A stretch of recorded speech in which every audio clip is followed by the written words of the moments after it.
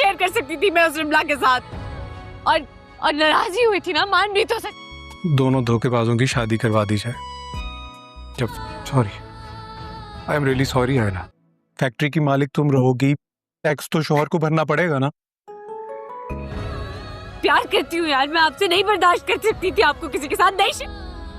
आप अपनी अम्मी से भी तो सारी जिंदगी नाराज थे ना, उनको मेरी बात करिए आपसे।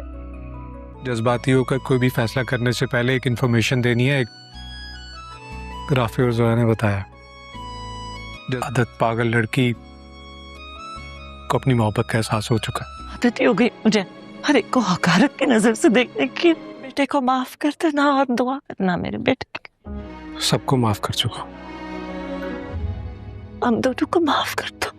लेकिन आप देखेंगे कि जब ओन और आयला मिलकर आते हैं शामी को हॉस्पिटल में और वापस आ जाते हैं, तो वो अंदर कमरे में चली जाती है और सही सजती संवरती है। इधर आप देखेंगे कि जब ओन अंदर आता है और वो देखता है तो कहता है कि ये क्या हो रहा है।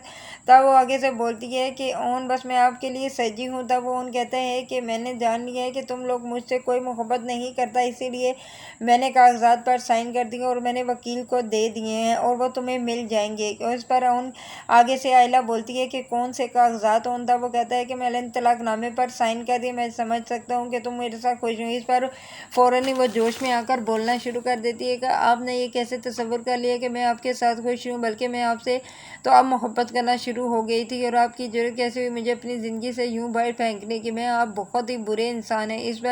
इस पर वो कहता है कि मैं तो समझ रहा था कि तुम मुझसे मोहब्बत नहीं करती। तब वो कहती है कि आप समझ रहे थे, आपने ये नहीं जाना कि मैं आयला के साथ आपको एक मिनट के लिए भी बर्दाश्त नहीं कर सकती। मैं कभी भी ये तसव्वुर नहीं कर सकती कि आपकी ज़िंदगी में मेरे सिवा कोई और आए, इसीलिए तो मैं ये सब कुछ कर रही थी। इस पर उन उसे खुशी से गले लगा लेता है।